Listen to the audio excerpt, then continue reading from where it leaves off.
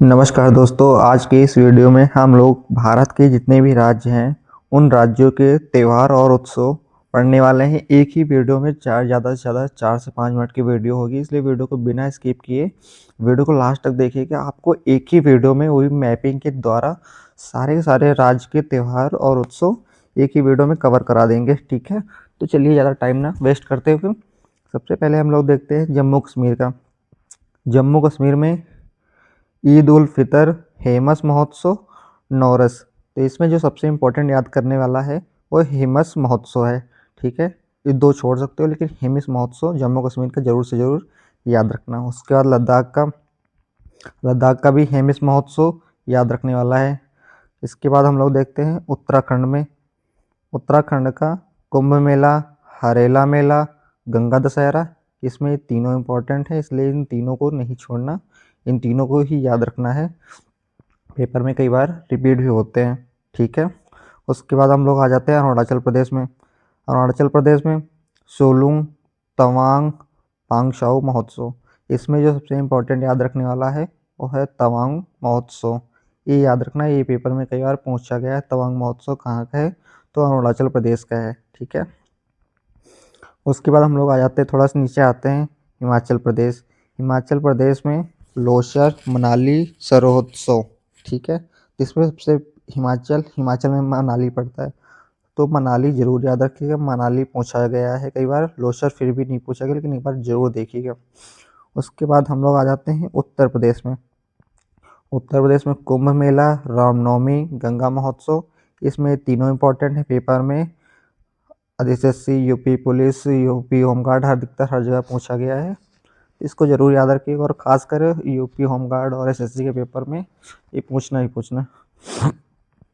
इसके बाद हम लोग आ जाते हैं नागालैंड। नागालैंड में हार्नबिल महोत्सव, मोत्सो महोत्सव। ये दोनों इम्पोर्टेंट नागालैंड के, ये दोनों याद रखिएगा, पेपर में बहुत बार रिपीट हुए हैं, ठीक है। उसके बाद पंजाब। पंजाब में आ जाता है लोहड़ी और बैसाखी। लोहड़ी तो अभी 13 तारीख को हुई है, इसलिए आपको इसको याद रखिए। मेन जो त्यौहार है ये पंजाब का है।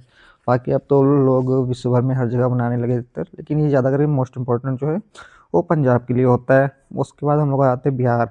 बिहार में छठ पूजा, सोहराई, ये दोनों मोस्ट इम्पोर्टेंट है। उसके बाद मणिपुर, यशोशांग, लाई हरोबा। लाई हरोबा पेपर में कई बार पूछा गया, इसको जरूर से जरूर याद रखना, ठीक है।